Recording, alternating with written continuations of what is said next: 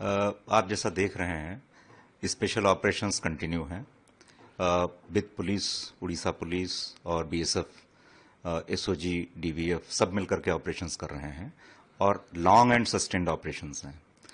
जो ये सरेंडर हो रहा है वो चाहे अपने स्टेट में हो या पड़ोस के स्टेट्स में हो रहा हो, ये उन ऑपरेशंस का ही एक फियर है उनके दिमाग में।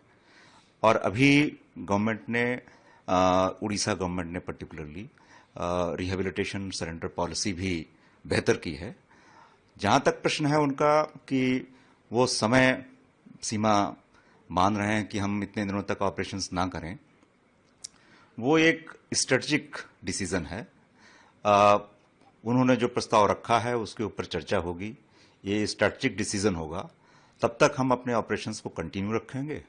और जहां तक प्रश्न है कि जो इतने हमारे कैंप्स हैं, बीएसएफ के कैंप्स हैं, पुलिस स्टेशंस हैं, यहाँ कहीं पर भी वो अप्रोच कर सकते हैं, किसी मार्फत कम्युनिकेट कर सकते हैं कि वो सरेंडर करना चाहते हैं।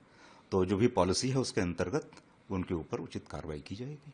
सर, अभी कितने नक्सल बचे हुए हैं और उसका प्रभाव क्या पड़ रहा है जो एक्टिविटी चल रहा है गवर्नमेंट की तरफ से? नक्सल्स की संख्या उड़ीसा में बहुत कम हो गई है और जो कुछ हैं वो आस पड़ोस के प्रदेशों से ही कोई ट्रांजिट को रूट अपनाना चाहते हों, वो भी हम लोगों ने ब्लॉक कर दिया है।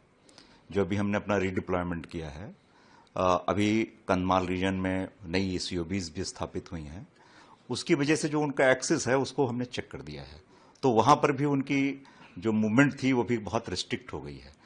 कुछ एक महीने पहले जितने इनपुट्स हमारे पास आते थे अब उनसे 1/4 हो गए हैं। इससे ये लगता है कि वो हताश हो चुके हैं, उनके ग्रुप्स लेफ्ट राइट हो गए हैं और संख्या बहुत कम है।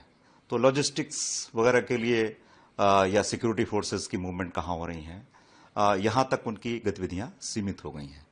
और अब वो सिर्फ मौके की तलाश में है कि कोई हमें अवसर मिले जिसके तहत हम उसका यूज करके अपने आप को मुख्य धारा में लेकर आएं, जिसके लिए गवर्नमेंट भी सतत प्रयास कर रही है कि जो इस तरीके के नक्सलवाद में हैं लोग शिरकत कर रहे हैं, वो भी इस पॉलिसी का लाभ उठा करके एक आम नागरिक की भांति आगे की जिंदगी। जैसे कि मैं सो रहा हूँ तो पिताजी को जगाना है मुझे, तो वो डायरेक्ट उठाने के बजाय, और हिंसा की परंपरा मेरे यहाँ नहीं थी सौभाग्य से, तो वो क्या करते थे कि उस कमरे में आ जाएंगे या बाहर से गुजरेंगे और चौपाई बोलेंगे, प्रात काल उठिके रघुनाथा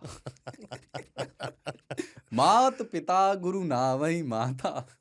कभी कभी मैं गुस्से में उठ करके अरे पापा, तो चरण स्पर्श किया और सो गया। मैंने कहा अब मत उठाना।